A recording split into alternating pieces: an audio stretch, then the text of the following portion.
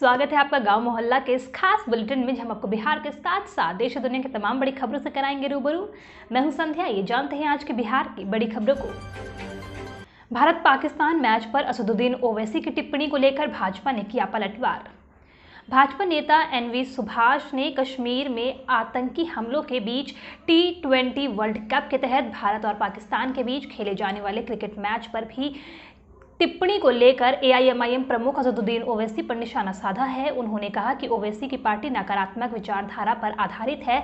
ऐसे में निश्चित रूप से पार्टी के नेता कार्यकर्ता हमेशा देश और सत्ताधारी पार्टी के बारे में नकारात्मक बोलते हैं। उन्होंने कहा, ओवैसी को पता नहीं रहता है या वह दिखावा करते हैं कि वह मोदी सरकार द्वारा लागू की गई कल्याणकारी योजनाओं के बारे में नहीं जानते।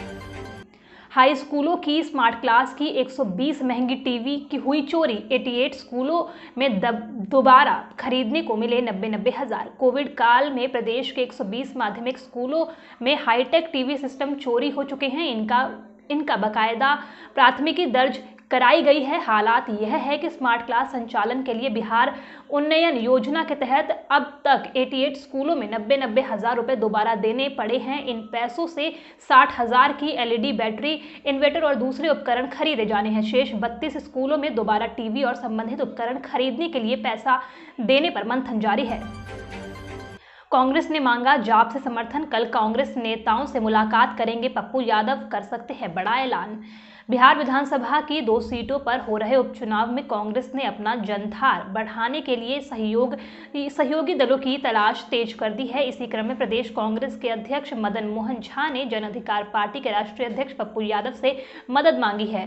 कांग्रेस की ओर से आए इस पत्र के बाद बताया जा रहा है कि शुक्रवार को पप्पू यादव प्रदेश कांग्रेस के बड़े नेताओं से मुलाकात कर सकते हैं। दोपहर बाद जाप पार्टी की ओर से इस संबंध में बड़ा आधिकारिक ऐलान की बात कही जा रही है।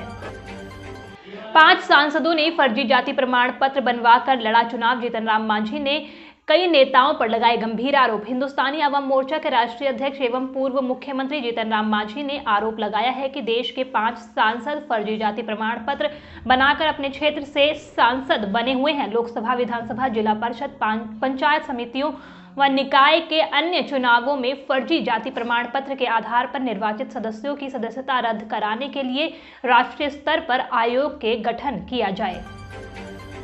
बिहार पुलिस में प्रमोशन के नियमों में होगा बदलाव। बिना हवलदार बने सिपाही नहीं बन सकेंगे जमादार। राज्य सरकार सिपाहियों की प्रोन्नति से जुड़ी नियमावली में बदलाव करने जा रही है। इसके अनुसार अब सभी सिपाही अनिवार्य रूप से पहले हवलदार बनेंगे और फिर जमादार बनेंगे। बिना हवलदार बने अब कोई भी सिपाही सीधे जमादार या ASI नहीं बन सकता है। इस प्रस्ताव पर गृह विभाग ने सहमति दे दी है। जल्द ही कैबिनेट की बैठक में इस पर सहमति दिलाई जाएगी। इसके बाद यह नियमावली लागू हो जाएगी। तेजस्वी के लिए चुनाव प्रचार जरूरी। बिहार विधानसभा शताब्दी समारोह में शिरकत नहीं करेंगे नेता प्रतिपक्ष। बिहार विधानसभा शताब्दी समारोह में नेता प्रतिपक्ष तेजस्वी यादव शिरकत नहीं करेंगे। इस संदर्भ में उन्होंने समारोह आयोजकों को लिखित रूप से सूचना दे दी है। सूचना में उन्होंने बताया कि उनका चुनाव कार्यक्रम पहले से तय है, इसलिए वहां जाना होगा। पिछले दिनों हुई बारिश में फसल क्षति का जायजा लेंगे अधिकारी। किसानों को राहत के लिए सीएम ने दिए निर्देश। मुख्यमंत्री नीतीश कुमार ने अधिकारियों को निर्देश दिया कि 2-3 दिनों की बारिश से हुई फसल क्षति का आकलन एक बार फिर सभी जगहों का करवाएं। कोई भी प्रभावित क्षेत्र छूटे नहीं। सभी गांवों में फसल क्षति की जानकारी लें। मुख्यमंत्री ने जल संसाधन विभाग को सिंचाई कार्य को ठीक से देखने के साथ साथ बाढ़ से बचाव के स्थायी समाधान के लिए काम करने, नदियों के किनारे अधूरे तटबंधों का निर्माण जल्द पूरा करने का निर्देश दिया है। दरभंगा समेत 3 आयुर्वेदिक कॉलेजों में फिर से शुरू होगी पढ़ाई। गोपालगंज में बनेगा 50 बेड का आयुष अस्पताल।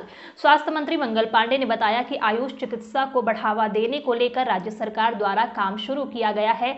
इसी दिशा में बंद पड़े दरभंगा, भागलपुर और बक्सर के आयुर्वेदिक कॉलेजों में फिर से पढ़ाई शुरू कराई जाएगी। इसके लिए प्रयास तेज कर दिए गए हैं। इसके साथ ही आयुष पद्धति से इलाज के लिए पटना और गोपालगंज में 50-50 बेड की क्षमता के आयुष अस्पताल साल स्थापित किया जाएगा। आर्यन खान की न्यायिक हिरासत 30 अक्टूबर तक बढ़ाई गई। विशेष एनसीबी अदालत ने शाहरुख खान के बेटे आर्यन और अरबाज मर्चेंट सहित 8 आरोपियों की न्यायिक हिरासत 30 अक्टूबर तक बढ़ा दी है। क्रूज ड्रग केस में गिरफ्तार हुए आर्यन खान की जमानत याचिका सेशंस कोर्ट में बुधवार को खारिज कर दी थी। शाहरुख आज सुबह आर्यन से मिलने के लिए पहली बार मुंबई के आर्थर रोड जेल गए। उनके वकील ने बॉम्बे हाई कोर्ट में बेल की अपील दाखिल की थी। इस पर भी अब अगले मंगलवार यानी 26 अक्टूबर को सुनवाई होगी। 9 से कम मतों से हुई हार जीत तो प्रत्याशी कर सकेंगे पुनर्मतगणना का दावा। पंचायत चुनाव में हार जीत का अंतर मामूली होता है, ऐसे में इसमें धांधली की शिकायत भी अधिक रहती है। परंतु इस बार का चुनाव इलेक्ट्रॉनिक वोटिंग मशीन से हुआ है तो इसमें पारदर्शिता पर सवाल ना के ही बराबर उठेंगे। आयोग ने यह व्यवस्था की है कि किसी पद विशेष पर मतों का अंतर अगर 9 तक है और किसी प्रत्याशी द्वारा पुनर्गणना का आवेदन दिया जाता तो उसे सुनिश्चित रूप से स्वीकार किया जाएगा और संबंधित बूथ या पंचायत की पुनर्गणना कराकर ही वहां का परिणाम घोषित किया जाएगा। पुनर्मतगणना के संबंध में किसी भी पद विशेष के लिए एक बार ही अनुरोध स्वीकार किया जाएगा। पुनर्मतगणना नहीं की जाएगी। गांव मोहल्ला के इस खास बुलेटिन में आज के लिए इतने। अगर आपको हमारा शो पसंद आया तो हमें कमेंट सेक्शन में बताएं और वीडियो को लाइक, शेयर और चैनल को सब्सक्राइब करना बिल्कुल ना भूलें।